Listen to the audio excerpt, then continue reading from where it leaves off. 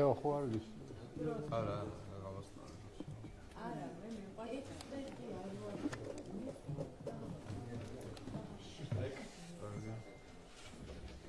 მოგესალმებით.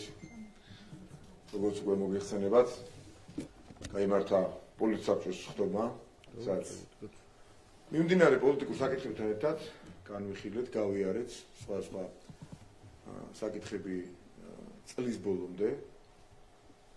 ეს შეეხება პრემიერ-მინისტრობის კანდიდატს, შეეხება საბიუჯეტო დაგეგმარების საკითხს საქართველოს პარლამენტში, საქართველოს პარლამენტის თავმჯდომარის კანდიდატურას, ასევე მთავრობის დამტკიცებას და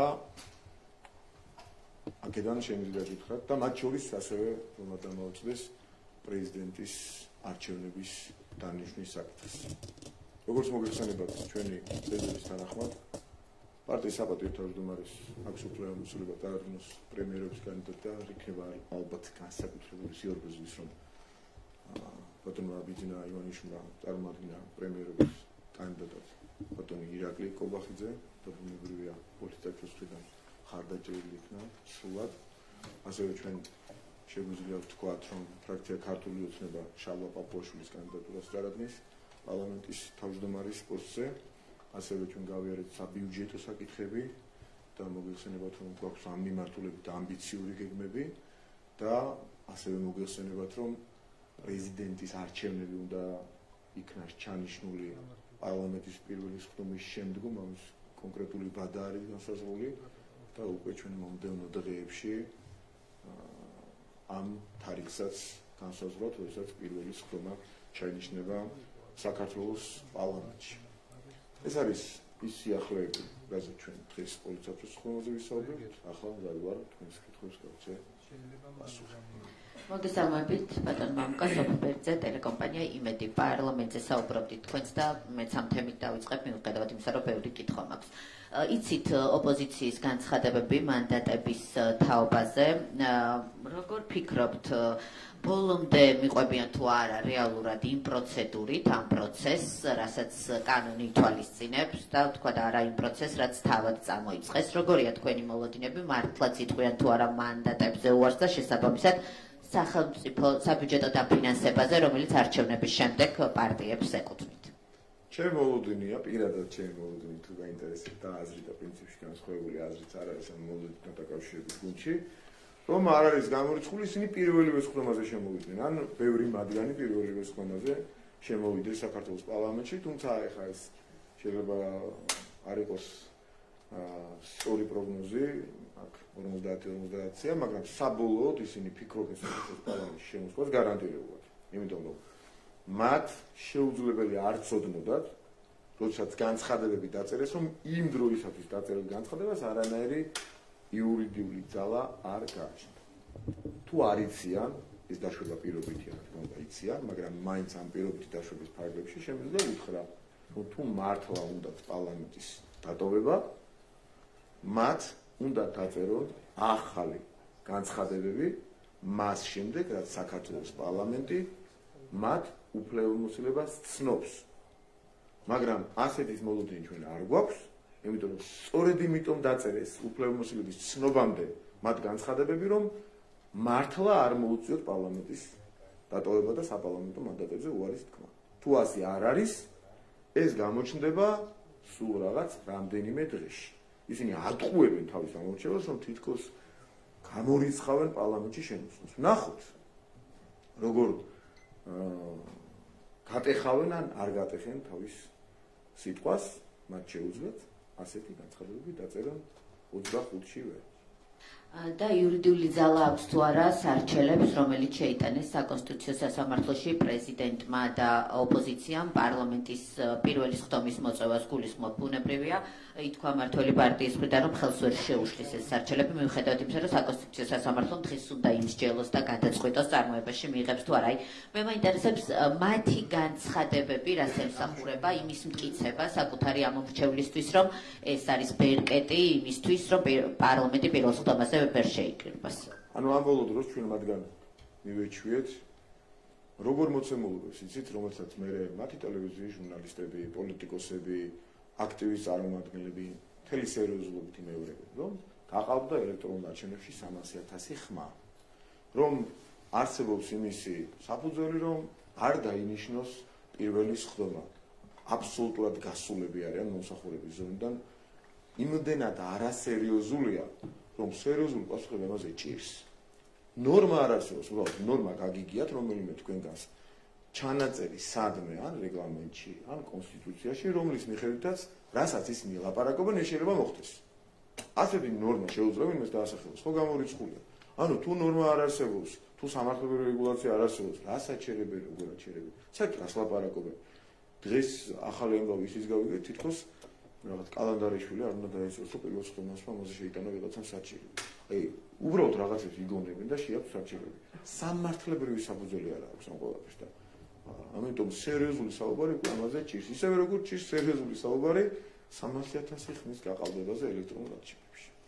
გავცდები პარლამენტის თემას და გითხავთ თქვენ ოპოზიციაზე ხშირად ამბობთ, რომ ესენი ყველანი ნაციონალური ყველა პარტია რეალურად არის ერთი დიდი ნაციონალური მოძრაობა. ასეთი განცხადებების დროს განსაკუთრებით უარყოფს ამას ლელო გიორგი გახარიას პარტია, თუმცა ჩვენ ვნახეთ წერილზე, რომელიც მათგან ბრიუსელში გაიგზავნა, მათი ხელმოწერა, მათი მხრიდან ეს არის თუ არა ლუსტრაცია და ლუსტრირება იმის რეალურად, რასაც მართველი პარტია ამბობს. ისინი თუ ცდილობენ გასასვლელის პოვნას ნაცმოძრაობასთან კუთვნილობასთან მიმართებით, მე შემიძლია უთხრა მათ, რომ მათ რაც დაწერეს და გაიფორმეს თავისი წერილით ევროპის და ევროპელების მიმართ, ისინი არიან ჯაშუშები და არა საკუთრივ ნაცმოძრაობის წარმომადგენლები.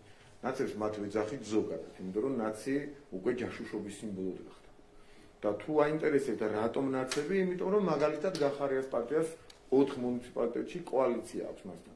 იმიტომ რომ გახარია პრემიერ-მინისტრობიდან ნაცმოძრაობის თავმჯდომარის არდაჭერის გამო გადადგა. იმიტომ რომ ხაზარაძე ნაცების რეკეტიორი იყო. ეს ნაცმოძრაობასთან კორელაციასაც შეეხება, მაგრამ ახლა გაცილებით მძიმე რაღაც ჩაიდინეს და საკუთარი ქვეყნის დასჯა მოთხოვეს ევროკავშირს. ჯაშუშობის უფრო მყარი მტკიცებულება ბუნებაში არ არსებობს. როგორ წარმოგიდგენთ ხა? რომელიმე თქვენგანს გულში რომ ჩაიხედოთ, გაქვთ იმის ილუზია, რომ ამას შეძლებდა ვინმე იფიქრებდით რამდენიმე წლის წინ. გაიფიქრებდით საერთოდ რომ ქართველი, ეროვნებით ქართველი, ან ზოგადად საქართველოს მოქალაქე ევროკავშირში წერილს დანოს, რაც მათქნეს დანოსი ქვია მას. გააგზავნიდა, რომ დაგვსაჯეთ ძალიან გთხოვთ. ძალიან გთხოვთ სანქციები დაგვიწესეთ, ძალიან გთხოვთ რაღაცა ბერკეტი გამოიყენეთ, რომ საქართველოს მოქალაქეები და ეს ქვეყანა დაისაჯოს. წარმოგედგინათ, აქამდეც მივედით. ჯაშუშობა სხვა რა არის. შეიძლება ჩვენ ვერასდროს ვერ მოვიპოვოთ მტკიცებულება, რატომ არ იჭერთ თუ ჯაშუშები არიან სოციალურ ვიწერენ ხოლმე. შეიძლება ვიწერენ ხოლმე. შეიძლება ვერასდროს მოვიპოვოთ მტკიცებულება ხელმოწერის, რომ მე ვიქნები ჯაშუში, გახარია ვაწერს, რაღაცა ვაწერს. პირობით რა თქმა უნდა. მაგრამ მეტი მტკიცებულება რა შექმნა? ადამიანები ითხოვენ საკუთარი ხალხის და ქვეყნის დასჯას. და ჯაშუშობის უფრო მყარი მტკიცებულება ბუნებაში ვეღარ იარსებებს. სხვა შეიძლება იყოს, როგორ აბარებს მათ ენაზე რო ვთქვათ, როგორ დანოსმობთ, ისე დაკლაც თავის ვიღაც პატრონს. მაშინ ეს უნდა დაიგოს. უფრო მყარი ერთადერთი შეიძლება იყოს.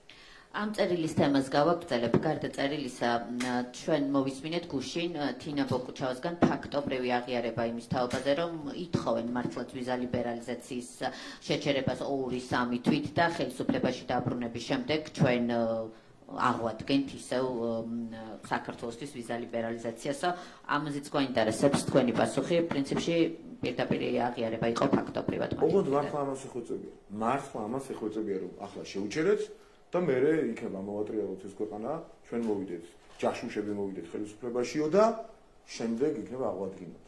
მეტყვი ისინი ხვდებიან რა კამპანიაც მათ აქვს ახლა გაჩაღებული 300,000 ხმის გაყალბების შესახებ. ის იმდენად აბსურდულია, იმდენად სისულელეს ამტკიცებენ სერიოზული სახეებით, რომ თვითონაც არ ჯერათ ამის. მტკიცებულება არ წარმოუდგენიათ ერთიც კი არა თუ 300,000 სამი ხმის გაყალბებას. რა 300,000 გაყალბება. აქედან გამოსავალი მათ მიაჩნიათ ასე რომ უნდა დაიცადოს საქართველოს მოქალაქე, ვერ უნდა წავიდეს ევროპაში თავისუფლად. ეს მონაპოვარი ქართული ოცნების და ქართული სახელმწიფოს რაც თავარია, უნდა შეიზღუდოს დროებით იმისათვის რომ გაბრაზდეს საქართველოს მოქალაქე და მათი ახალი ტერმინოლოგიის, რო ვთქვათ, უნდა განახორციელონ ეს ქართულ ენაში ახალი ტერმინი შემოვიდა. ასეთი სიტყვათა წყობა, რა ვიცი, სინტაქსი და მორფოლოგია მას რა მიმართულებით იტყვის არ ვიცი თუ რა წესებში ჯდება რომ ქართველი ხალხის გაბრაზება უნდა განახორციელონ და ამის შემდეგ ამ გაბრაზების განხორციელება სჭირდება შემდეგი სვალი რომ ვიზა ლიბერალიზაცია შეუჩერონ საქართველოს მოქალაქეებს, დასაჯონ საქართველოს მოქალაქეები იმისათვის რომ ისინი ირჩევენ ქართულ ოცნებას, ისინი ირჩევენ ეროვნულ ინტერესებს და ამის შემდეგ აღადგინონ თითქოს აღადგინებას არა მეორე საკითხია, შემდეგ ბავშვებში როგორც თქვენი კოლეგა საუბრობდა რამდენიმე დღის წინ აქ ინფორმირებულობა მოხდეს და არა პროპაგანდა LGBT თემების და ასე გააგრძელოს ამ ქვეყანამ ცხოვრება. ეს უნდათ მათ. და გუშინ მართალი ბრძანდებით რუსთავი ორის წამყვანმა რა არ სცადა მეც ვნახე ეს კადრები, მაგრამ ვერ დააცდენინა რომ ეწინააღმდეგება ქართველების დასჯას ნაცმოძრაობის ხელმძღვანელს. ასეთივე აზრის არის 4-ვე პარტია, რომელიც დანოსებს აგზავნის ევროკავშირში. ბატონო მამკა, თქვენ არჩევნების გაყალბების მტკიცებულებების არარსებობაზე ისაუბრეთ და მინდა კითხოთ მიმდინარე გამოძიებაზე, რომელიც ცესკოს მიმართვის საფუძველზე პროკურატურაში მიმდინარეობს. გამოკითხვაზე მივა, ვიცით, ცენტრალური საარჩევნო კომისიის თავმჯდომარე ეს იმ ფონზე, როდესაც ოპოზიცია, ანუ მბრალმდებლები რეალურად არ თანამშრომლობენ გამოძიებასთან. გვაინტერესებს კიდევ ერთხელ შეფასება, რატომ დაიხიეს უკან ხმამაღალი პოლიტიკური განცხადებების მე ვიტყოდი არ თანამშრომლობენ, შეიძლება სწორი ტერმინიც არ იყოს. ვერ თანამშრომლობენ გულითაც რომ მოვიდნენ. იმიტომ რომ მივიდნენ, უნდა უთხრან რაღაც კონკრეტული მათ არ გააჩნია. ვერსიაც კი არ გააჩნია. იმ დღეს დავსვი კითხვა და ვერსიაც კი მათ არ გააჩნიათ არჩევნების გაყალბებასთან დაკავშირებით. მათ უნდა გასცენ კითხვაზე, მაგალითად ეს 2 მილიონზე მეტი ადამიანი მოგვეჩვენა თუ მართლა მივიდა. რიგები მართლა იყო თუ მოგვეჩვენა? თუ არ მოგვეჩვენა და მართლა მაღალი აქტივობა იყო, რა მოხდა? 4-იანები, 5-იანები, რომლები იყვნენ კიდე? 9-იანები და 25-იანები შეიცვალა აპარატში? ეშმაკი იჯდა იქ, როგორც თვითონ ლაპარაკობდნენ მათი ვიღაც აქტივისტები და შეიცვალა 51-ით? ან ეს სისულელე უნდა ამტკიცონ, ან უნდა თქვან, რომ ის რიგები არ მოგვეჩვენა ყველას. რომელიღაცა უნდა თქვან, სადღაც უნდა წავიდნენ. ან მესამე ვერსია ჩემო მხოლოდ ის რომ ფარულობა დაირღვა. კონვერტი ვერ უზრუნველყოფდა, დამოკვდა ხო იტყუებიან, როდის მე დამოკვდა, როდის იყო ეს კონვერტი უფრო გრძელი უნდა თქვა მაშინ. არ ყოფილა არასდროს უფრო დიდი. და დამოკვდა კონვერტი, ეს სისულელე უნდა ამტკიცონ და შემდეგ ამ დამოკვების ფარულობა დაირღვა. 300-დან 400,000-მდე ადამიანმა ეს აღიქვა და შეშინდა ამით. ოღონდ 50,000-ზე მეტმა დამკვირვებელმა წარმომადგენელმა მათმა ეს ვერ ნახა და გაახსენდა და მიხვდნენ ამას 3-4 დღის შემდეგ. ოღონდ 400,000-მა ადამიანმა აღიქვა და ნახა. რომელიღაცა სისულელე უნდა ამტკიცონ და ამის მტკიცებას ურჩევნიათ რომ არ ამტკიცონ, ეს ვერ მიდიან და მეორე, პასუხისმგებლობა სხვა, როცა საგამოძიებო ორგანოში მიდიხარ და ოფიციალურად ჩვენებას აძლევ, იმ ჩვენებას სხვა პასუხისმგებლობა და ასე ხალხის მოტყუებას მათი აზრით პასუხისმგებლობა არ მოყვება. ერთადერთი, რაზეც სამართალდამცავ ორგანოებში არსებობს მტკიცებულებები, არის მტკიცებულება რამდენიმე ათეული, შეიძლება რამდენიმე ასეულის მაქსიმუმის ხმის მოპარვაზე, როდესაც ქართული ოცნების მომხრეები მათი ნების საწინააღმდეგოდ ჩასვეს თავის კომისიებში ისეთ უბნებზე, სადაც შეიძლებოდა ჩვენი მომხრეები ვერ მისულიყვნენ. ამაზე ნამდვილად არსებობს მტკიცებულებები და ამაზე მე ვფიქრობ, რომ სამართლებრივი შედეგი დადგება და ვინც ეს ჩაიგინეს დანაშაული სისხლის სამართლის კოდექსის გათვალისწინებით, აქ პასუხისმგებლობა აუცილებლად გაეკისრება მას. მეც მტკიცებულება არ არის. ბატონო, კაითი კითხვა ვექნება კიდევ ცესკოსთან დაკავშირებით უფრო ზუსტად ნაციონალური მოძრაობის წევრის ქმედებაზე, ცესკოს თავმჯდომარის მისამართით სასამართლო გადაწყვეტილება უკვე ცნობილია, ახლა ნაციონალური მოძრაობა ამბობს, რომ ეს პოლიტიკური დევნა რომ კირთაძე მომავალი 4 წლის განმავლობაში ვეღარ შეძლებს, რომ წარმოადგინოს ნაციონალური მოძრაობა. სასამართლოს ეს გადაწყვეტილება, ბუნებრივია მათთვის მიუღებელია, რომ მომდევნო 4 წლის განმავლობაში ის ვეღარ შეძლებს, რომ იყოს ნაციონალური მოძრაობის წარმომადგენელი ცესკოში.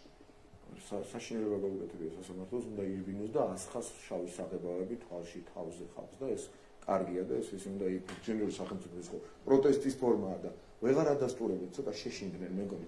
ავერთი კითხეთ, ძალიან გთხოვთ, უმორჩილესად გთხოვთ, დიდი მოკრძალებით და პატივისცემით, მე ამას თქვენ ვერ მიგითითებთ, ვერც ერთ ჟურნალისტს, იქნებ კითხოთ 4 დღე ამას ვიხვეწებ, მისაღები ფორმაა თუ არა, კიდევ ერთხელ და იქნებ ვინმე დაადასტუროს. თუ მისაღები ფორმაა, გასაგებია, შემდეგ ამას რაღაცები ხომ არ მოყვება, ეს საღებავების გადასხმა ადამიანების მიმართ. მისაღები ფორმაა თუ არა. თუ მისაღები ფორმაა, ძალიან ბევრი მსურველი იქნება მათ რეალურად ამორალურ ადამიანებს და ჯაშუშებს მით უმეტეს საღებავები ასხან თავზე და თქვან, რატო გაუჭირდათ ბოლო 4 დღე ამაზე პასუხისგაცემა? მისაღები ფორმაა თუ არა? თუ არ არის მისაღები, მაშინ იმისგან რატოა მისაღები? თუ მისაღებია, მე რა ვიცი, ნახოთ. მე ვილაპარაკოთ.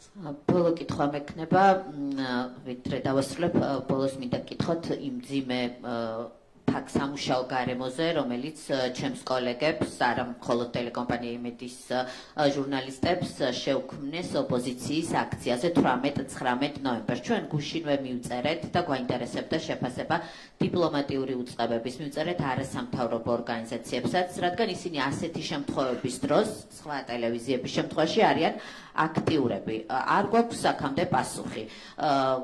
ორმაგის სტანდარტი არის თუ არა ეს თქვენთვის, თუ კიდევ რამე უფრო სხვას გაჩვენებთ? მადლობა. ეს არ არის ორმაგის სტანდარტი.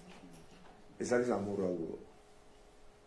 როდესაც პირდაპირ ეთერში ხედავ, ვინც არ უნდა იყო, დიპლომატი, NGO სექტორის წარმომადგენელი, მოქალაქე და უყურებ განსაკუთრებით დიპლომატიურ კორპუსს, მეც ვუერთდები თქვენს მიმართვას და მეც მივმართავ.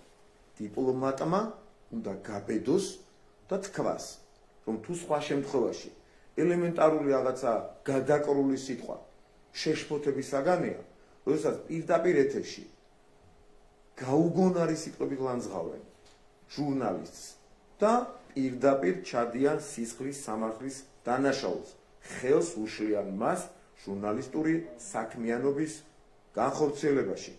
უნდა შეგეძლოს, რომ აღნიშნო მაინც, რომ ეს არის მიუღებელი.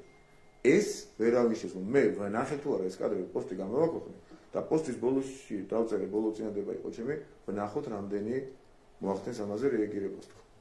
ჯერ არც ერთი რეაქცია ამ ხალხისგან არ გვინახავს. ეს არის ძალიან სამწუხარო. ძალიან სამწუხაროა, რომ ვიღაცები მათ შორის განსაკუთრებით სამწუხაროა ის, რომ ჩვენი პარტნიორი ქვეყნების წარმომადგენლები ვერ ბედავენ ამ ფაქტის დაგმობას. თქვენ ჟურნალისტს აქტივისტები უმძიმე შეურაცხყოფას აყენებდნენ, თან ვიღაცა იქიდან ცუდი და კარგი პოლიციელის როლის მოთამაშეებიდან თვითონ შედარებით კარგი პოლიციელი წყალებში რომ მივიდა და დაგმე ძალადობა. დიახ, დაგმო, როგორც მახსოვს. უნდა დაგმო ნებისმიერი ძალადობა. მაგრამ ეს როგორ ხდება? ნაცი ჟურნალისტი თუ არის მის მიმართ გადაკრული სიტყვა ძალადობაა და თუ სხვა ობიექტურია, თუნდაც ხელისუფლებას ხარს უჭერდეს. ის შეიძლება ცემო აფურთხო უკაცრავად ამ გამოთქმისთვის დააბულინგო. ის ადამიანი აღარ არის. ხელისუფლების ხარდამჭერია, თქვათ, და არა ობიექტური, როგორც მათ მიაჩნიათ. და ამიტომ ჟურნალისტი უნდა აბულინგო და ის სიტყვები ეძახო, რა სიტყვებიც ეძახეს? ეს არის ორკების ფაშისტური აქცია დანაშაული ჟურნალისტის მიმართ. და ეს ყველამ უნდა უზრუნველყოთ, რომ არ დარჩეს ყურადღების მიღმა. ეს გამორჩევა ნაცი თუა კარგია და გადაკრული სიტყვა არ შეიძლება და თუ ნაცი არ არის და ჯაშუშებს თუ არ ემსახურება, ამ შემთხვევაში ყველაფერი მოსულა, არ ხდება, არ შეიძლება. და ამას უზრუნველყოფს საქართველო, მისი ხელისუფლება და ქართველი ხალხი. მოგესალმებით, რუსთავიორი ლევან ჯავახიშვილი. პოლიტსაბჭოს ხდომის საკითხებს რომ დავუბრუნდეთ, თუ შეიძლება, თქვენს ახსენეთ, რომ საპრეზიდენტო არჩევნები უკვე მალე იქნება და თარიღის ჩარიშვაც მოგიწევთ, თუ იმსჯელეთ დღეს პრეზიდენტობის კანდიდატზე, ან თუ ყავთ გულში შერჩეული, თუ იყო ამაზე საუბარი და კიდევ ერთი მინისტრთა კაბინეტში ბევრიცვლება გვექნება თუ არა ახალ შემადგენლობაში. რაც შეეხება პრეზიდენტობის კანდიდატს, დღეს ამაზე საერთოდ არ ყოფილა ლაპარაკი, არც ერთი სიტყვა, იმიტომ რომ ჯერ ნახოთ და რა თქმა უნდა ვერსია ასე უამრავი, მაგრამ ტყუილად მოიმარჩიელებს ნურავინ, ჯერ ჩვენ პოლიტსაბჭოზეც კი ამაზე არ გვიმსჯელია.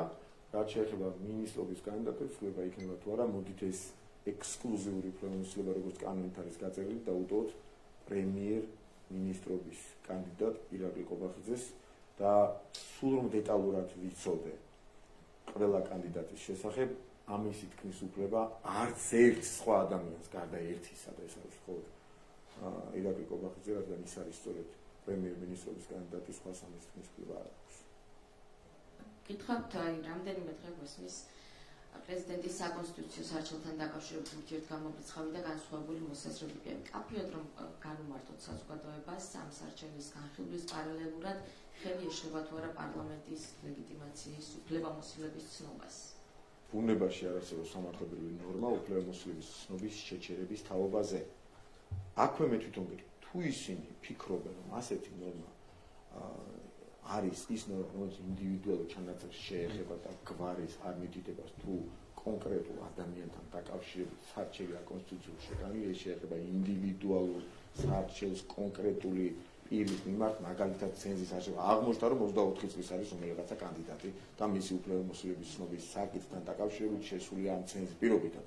ცენზის გამო საკონსტიტუციო საარჩევი მისი გვარი არ შეიტანება სიაში. ამის განზოგადება შეუძლებელია, ასეთი ნორმა ბუნებაში არ არსებობს, სხვა ნორმა, არც ეს არის ის ნორმა, რომელიც მათ შეიძლება ეგონოთ, სხვა მსგავსი კი არა, საერთოდ ასეთი თემის ასე გადაწყვეტის ნორმა ბუნებაში არც კონსტიტუციაში, არც რეგლამენტში არსად არ არსებობს, უბრალოდ ნორმა არ არსებობს.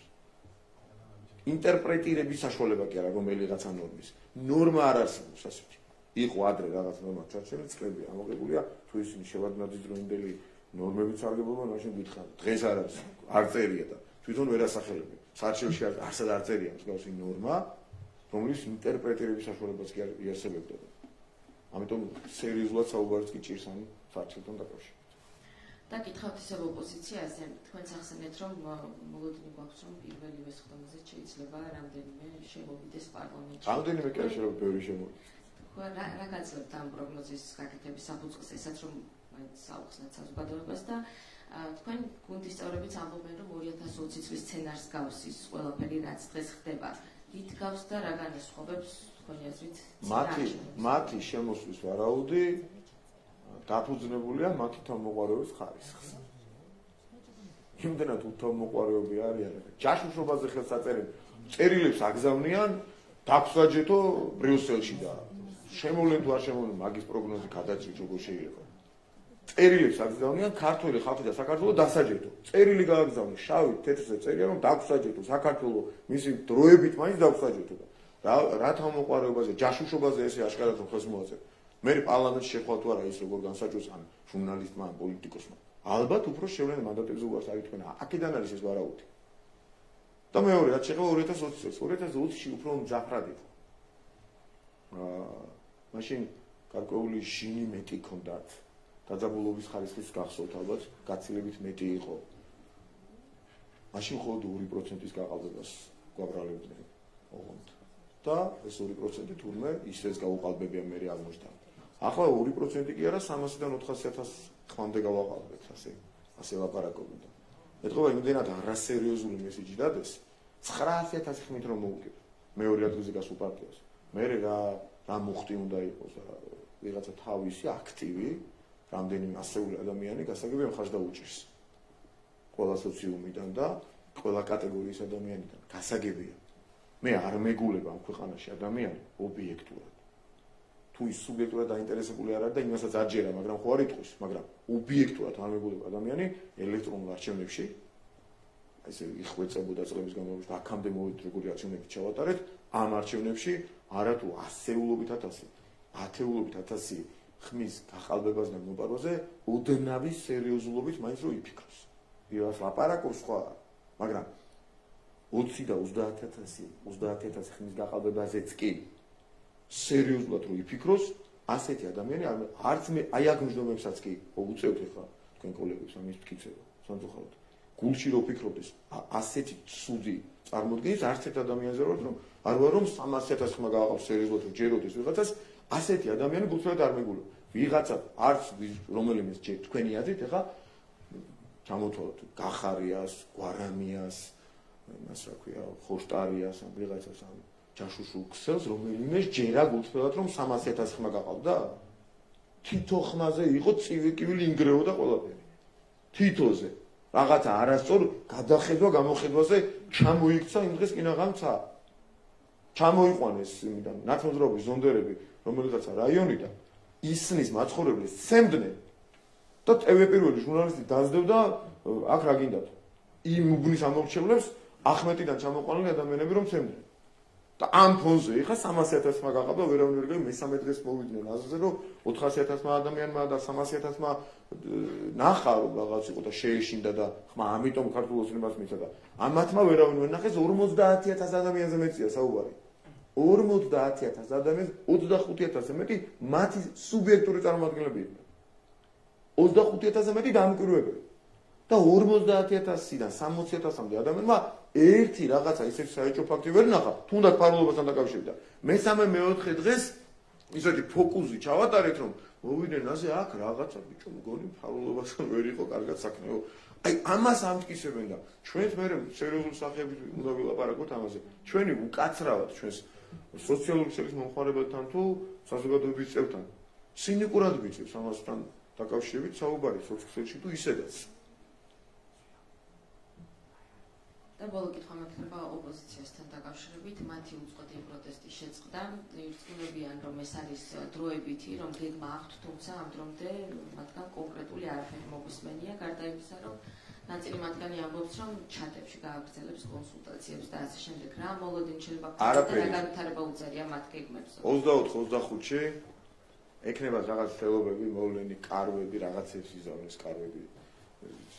ისტორია მე დეჟავუ აქვს მოქალაქეებს გარკვეული 2020 წელთან დაკავშირებით, თუმცა მაშინ მუხტი გაცილებით მეტი იყო.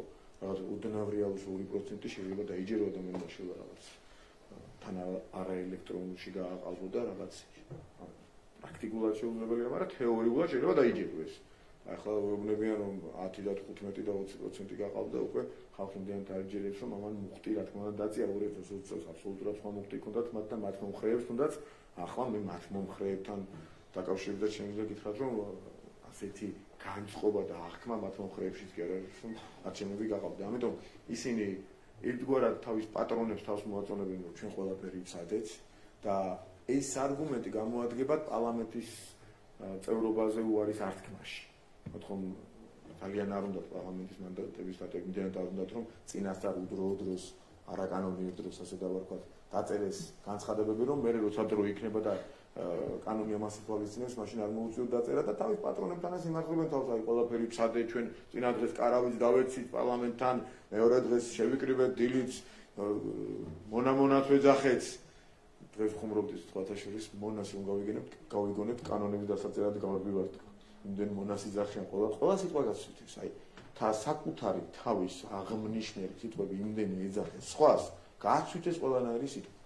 და აი სისულელეებში ატარებენ წლებს და დაიწყებენ ამ სისულელეების კეთებას ისევ შექმნიან რაღაც დერეფნებს, რაღაც იყვირებენ, იწლებენ ისევე შემოვიდნენ რაღაც პროვოკაციები მოასწრონ, ამ დროს საქმე მაინც თავის გზას იპოვის, გაკეთდება, პრემიერსაც ავირჩევთ, მთავრობასაც დავამტკიცებთ, ბიუჯეტსაც დავამტკიცებთ და ეს ქვეყანა განაგრძობს განვითარებას და ევროპული ოჯახისკენ სრულფასოვან სხვას და ისინი კიდევ იყვირებენ და კარგი ასე უნდა ისინი იყვნენ ქუჩაში ისინი უნდა იყვნენ ამ აბსტრაქტული გეგმებით და ჩვენ უნდა გავაკეთოთ საქმეს ჩვენი პასუხისმგებლობა ეს მათი პასუხისმგებლობა ოღონდ პატრონების წინაშე ჩვენი პასუხისმგებლობა ხალხის წინაშე და ჩვენ საკუთარი სამშობლოს წინაშე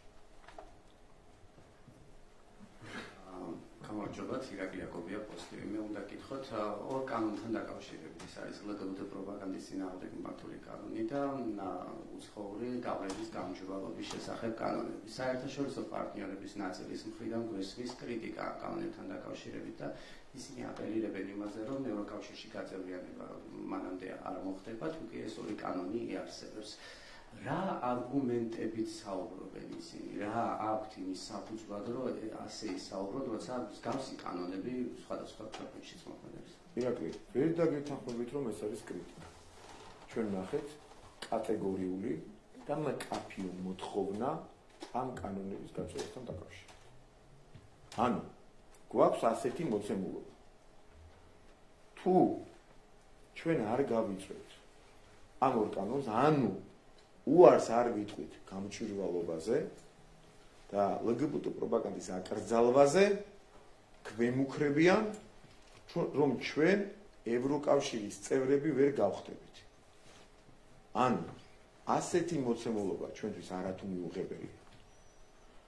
ასეთი შანტაჟის ენით საუბარი ქართველების მკაფიო დამოკიდებულებაზე უარის თქმასთან დაკავშირებით არის გამორიცხული შედეგთან მიმართებაში. ანუ კიდევ რომ მარტივად ვთქვა, თუ ჩვენ ვიღაცა გვეთქვის, რომ ბავშვებში დაუშვით LGBT პროპაგანდა, თორემ არ მიიღებთ ევროკავშირში, ჩვენ ბოლომდე ჯიუტად პრინციპულად ვიტყვით, რომ ჩვენთვის არსებობს წითელი ხაზები, წითელი ხაზი გადის აქ და გვირჩევნია დაველოდოთ ხვალინდელ დღეს და თუნდაც გაგვიჭიანურდეს.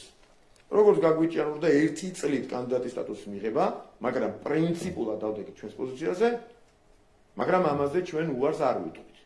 თქვენი კოლეგისგან გავიგე 3 დღისი, რომ თურმე ვიღაცებს ამ ქვეყანაშიც კი მიაჩნიათ, რომ ეს პროპაგანდა კი არ არის. მეორე და მესამე კლასელ ბავშვებს და ბაღის ბავშვებსაც კი ბაღის აღსაზრდელებს, რომ ელაპარაკებით თურმე იმაზე, რა ქვია, ლესბებზე და გეებზე. ეს ყოფილა ინფორმირებულობა.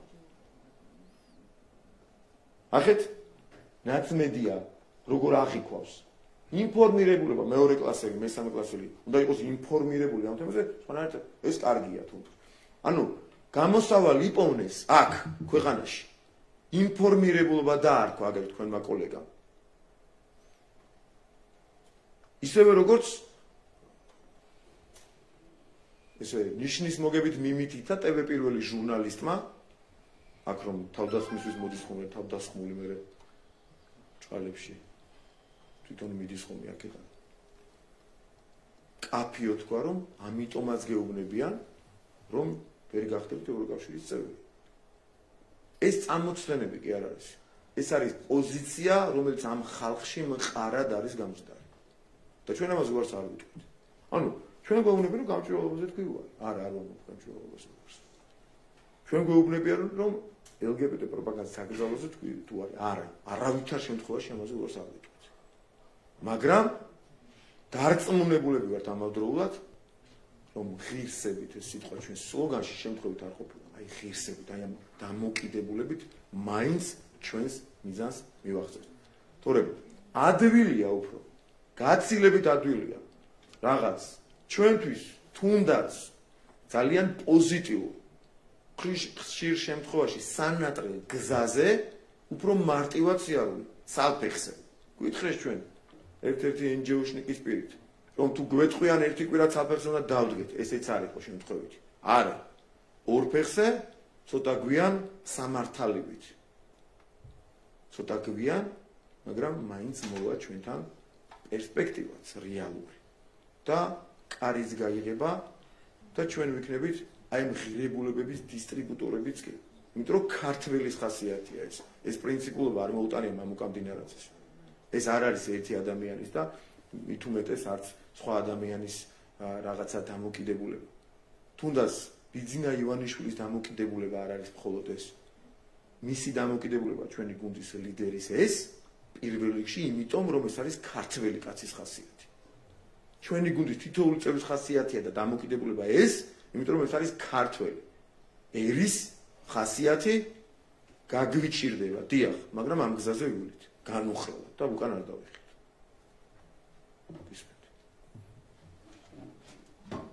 გამარჯობა. ბატონო, თქვენ საუბრობდით საკონსტიტუციო სარჩელზე და სავარაუდოდ იმ ნორმას გულისხმობდით რეგლამენტის 86 მუხტს, რაზედაც საუბრობენ კონსტიტუციონალისტებიც და ამ სარჩელის ავტორებიც. 86 მუხლის მიხედვით პარლამენტის თავმჯდომარების ცნობის თავობაზე, მოკლედ დადგენილებაში არ შეიტანება იმპერიის გვარი, რომელიც არის გასაჩივრებული საქართველოს საკონსტიტუციო სასამართლოში, ან საერთო სასამართლოში. მე მაინტერესებს ეს ნორმა რა შემთხვევაში ამოქმედდებოდა. ანუ რა ტიპის არჩევანი უნდა შესულიყო. შეგიძლიათ მეტად განმიმარტოთ, იმიტომ რომ არ მიმიღებ პასუხი. ანუ რა შემთხვევაში მოხდებოდა ამ ნორმის ამოქმედება? აი მაგალითად ცენზით იქნება დარღვეული. და თუ გასაჩივრებულია არჩევნების შედეგები, იმიტომ რომ არჩევნებში არა, ასეთი ნორმა არ არსებობს. ნახეთ, მათ აქვთ გასაჩივრებული არჩევნებში კონკრეტული უფლებების დარღვევა, დაობენ ხმასმარულობაზე და საყოველთაობაზე და შედეგად ითხოვენ შედეგების გაუქმებას. იმ შედეგების, რომლითაც ეს 150 დეპუტატი მოხვდა პარლამენტში. ანუ პრეზიდენტს ან ოპოზიციას სახელები და გვარები უნდა ჩამოეწერა თუ რა შემთხვევაში? აი ეს მინდა. როგორც იურისტმა ამ შემთხვევაში ხარ არის პოლიტიკოსმა შეიძლება განგიმატოთ ზუსტად 2 წუთი დამოწა. კაი? ჭირდება ხოლმე შეთანხმება. არ საჩივდება შედეგი. უბრალოდ არ საჩივდება. ასეთი ნორმა კონსტიტუციაში არ არის, კანონებში არ არის. შედეგები არჩევნების არ საჩივდება. საჩივდება ნორმა და ნორმიდან გამომდინარე საარჩევნო პროცედურები თუ შედეგები. ანუ გასაჩივრების ობიექტი არის ნორმა საქართველოს კონსტიტუციისა ან ნორმის ის ნორმატიული შინაარსი, რომლის ინტერპრეტირების საფუძველზე რაღაც არასწორად მოხდა დავუშვათ და ამ ნორმის არასწორმა ინტერპრეტირებამ ან არასწორმა მოსარჩელის აზრით არასწორმა ნორმამ უზრუნველყო ეს დამდგარი შედეგი, რაც არ არის კონსტიტუციური. ეს არის იურიდიული განმარტება. კიდევ ერთხელ უფრო მარტივად, რადგან გეღიბებათ ამაზე თხოვები. არ მინდა რომ ეს რაღაც კაზუისტიკაში ვერ შემოყვებით. კაზუისტიკაში ხო ვერ შემოყვებით, გასაგებია, მაგრამ მაშინ კიდევ უფრო გასაგებია. ანუ იქ როცა საჩირდება ორი სხვადასხვა რაღაცა, კანონმდებელი მოქმედებს ესე. იწერება ან დრო ეგრეთ წოდებული და. ანუ ნორმა ან და დამდგარი შედეგი. ეხლა მიწევს ამ კაზუისტიკაში. ერთი წამით ნორმა და სადაც დაწერია ნორმიდან გამომდინარე. ანუ ნორმა და შესაბამის შედეგი. არ გავაგზავნოთ ეს შედეგი რა. ანუ ეს იმას ნიშნავს, რომ ნორმის არაკონსტიტუციურობაზეა საუბარი. ეხლა ვნახოთ თქვენ რა ბრძანეთ წეღან, რასაც ისინი ლაპარაკობენ და რა შუაში ამასთან თქვენ დაასკვეთ. ანუ ეს შეეხება მაგალითად ეს ამის საფუძველი გაიყო. ეს შეეხება მაჟორიტარულ სისტემას, რომელიც არ არსებობს, დელეგატის ინსტიტუტი აბსოლუტურად სხვა რაღაცაა, ეს პროპორციულს ედმის, მაგრამ მაჟორიტარის ცალკე აღებული, როდესაც გასაჩივრება იყო შესაძლებელი, შევარდნათის დრო ინდელი ამიტომ ახსენე, მაშინ იყო მაშინდელი ნორმა, მაშინ იყო შესაძლებელი ცალკეულ მაჟორიტართან დაკავშირებით, მაგალითად რომელიღაც ოლქის მაჟორიტართან დაკავშირებით კონსტიტუციურობასთან ბმაში იყო რაღაც პრეტენზია. ახლა ეს ფაქტობრივი მოცემულობა აღარ არსებობს, მაჟორიტარი საერთოდ არ არის, რა შეიძლება თეორიულად დაუკავშირო, არის მაგალითად ცენზი ან რაღაცა მსგავსი საკითხი, წეღანას თქვი, მაგალითად კანდიდატი, რომელიც ქართული ოცნების სიაში არის, აღმოჩნდა 23 წლის პირობითად. და ვიღაცამ შეიტანა კონსტიტუციური სარჩელი მასთან დაკავშირებით, ამ ადამიანის უფლებამოსილების ცნობასთან დაკავშირებით და მართლაც იმ შემთხვევაში თუ ამ ინდივიდუალურ გვართან დაკავშირებით არის შეტანილი საკონსტიტუციო სარჩელი არ შეიტანება ამ ადამიანის გვარი. ანუ პედანტურად, ბუკვალურად ეგრეთ წოდებულად რომ მივყვეთ, თქვენ რასაც ლაპარაკობთ რომ თითქოს ეხლა გვარები და სახელი რომ ჩამოეწერა, არა, კიდეც რომ ჩამოეწერა, აზრი არ ქონდა ამაზე, რომ არჩევნების შედეგები ასე არ საჩვენებია. ამ შემთხვევაში ეს ოდიში ერთი წამით, ამ შემთხვევაში თუნდაც ნორმა და არჩევნების შესაბამის შედეგები ამ ნორმიდან გამომდინარე, სავარაუდო არაკონსტიტუციურიდან გამომდინარე, რომ აჩერებდეს პარლამენტის წევრების უფლებამოსილების ცნობას, ვერასდროს პარლამენტი ვერ შეიკრიბება. ნორმის ამგვარი განმარტება, ნორმა არ არსებობს, მაგრამ ზოგადად რაღაცის ასეთი განმარტება სამართლებრივი პრინციპის, ასეთი განმარტება იწვევს 3 დღეშიოთ პარლამენტის ვერ შეკრების გარანტიას. კარგი, შეიძლება უფრო დეტალურად ვთქვათ, ვერ შემოყვებით, არა, გასაგებია თქვენი პოზიცია ვერ შემოყვებით, ვთქვილობ, რომ შეიძლება შეცდომები დაუშვა. უბრალოდ ჩვენაც ვიცით და მოქალაქეებმა, რომლებსაც არ გვესმის ასეთი იურიდიული. არა, მე შევეცადა იურიდიული პრეზიდენტი საკონსტიტუციო სასამართლოში 2 კონსტიტუციური უფლების დარღვევაზე დაობს. და შესაბამისად ამ არჩევნებში, ჩატარებულ არჩევნებში ამბობს და ამტკიცებს და განხილვაზეც ვნახავთ, რომ დაირღვა 2 უფლება, რის გამოც ახალი არჩევნები უნდა ჩატარდეს ქვეყანაში. და შესაბამისად კონსტიტუციონალისტები, მე კი არა, ან პრეზიდენტი, კონსტიტუციონალისტები ამბობენ, რომ ვიდრე ჩატარებული არჩევნების შესახებ არსებობს სარჩელი საკონსტიტუციო სასამართლოში და ის განიხილება, პარლამენტს არ აქვს უფლებამოსილება, განა შეიკრიბოს, რატო არა, არ აქვს, ხო გინდათ რომ გავარკვიოთ ვინმე? გავარკვიოთ. არ აქვს უფლებამოსილება, ვის საფუძველზე მითხარით და მე გავჩერდი. გასაჩივრებულია საკონსტიტუციო სასამართლოში. და საწერია რომ ამ შემთხვევაში ჩერდება. ასე ხედავენ, რომ წეღარას დაასახელეთ? ინდივიდუალურ შეეხებას გითხარით. ჩატარებულ არჩევნებში კონსტიტუციური უფლებების დარღვევას, ანუ ჩატარებული არჩევნების შედეგად 150 დეპუტატის უფლებამოსილება არის ჰაერში. ინტერესულია რომ არ უნდა მოყვებოდეთ დეტალებს, მაგრამ მინდა რომ გაგარკვევთ თქვენ მაინც. შეიძლება მე სისულელეს თქვენ არ ამბობთ, კაცო, სისულელეს თქვენ ამ შემთხვევაში ამ სისულელეს ავტორი თქვენ არ ხართ. ისინი გიმტკიცებენ, ვინც ამას გაჯერებთ. ყველა ამას ამბობს, ბატონო მამუკა. ყველა ვინ არის კაცო, ამ ყველაში ვიღაცა ობიექტური ხალხი ყველაში აბარაზუს არ შედის. ნახეთ. ობიექტურებიც არიან, მე ვფიქრობ. მაგალითად ობიექტური ვინ არის? გუშინ ვესაუბრებ აფუშტი მენაბდეს, პირველი რაც მახსენდება, ის გვეუბნება ასეთ რაღაცას, რომ ხანდახან რომ ამბობთ, რომ რატო ითიშება? სარჩელი რომ შეგვიშლისო ხელსო, სარჩელი არ შეგვიშლისო ხელსო. და ეს შეკრებაშიო, ეს მართალია, ისინი შეიკრიბებიანო სხდომათა დარბაზში, ანუ ეს ვიცი, ასე უფლებამოსილების ცნობაში შეუშვით. ამის შემდგომ სამანდატო კომისიას არ აქვს უფლება უფლებამოსილად ცნოს 150 დეპუტატი, რადგან ეს არჩევნები არის გასაჩივრებული. ხო და რატო? შედეგები კი არჩევნებში ორი უფლება არის. არჩევნები არ საჩივრდება პირველი, მეორე არჩევნები რომ გასაჩივრებულია და ეს არჩევნების უფლებამოსილების ცნობა საწერია თქო. 96-ში წაღარო თქვი, ინდივიდუალურ შეეხება თქო. არაფერში არ არის არჩევნების ზოგადად ინდივიდუალურად 150 დეპუტატია დავა. ანუ საერთოდ პარლამენტის ამ შემადგენლობის ბაზაზე ერთი წამით ახლა ამისთვის იურისტობაც არ არის საჭირო.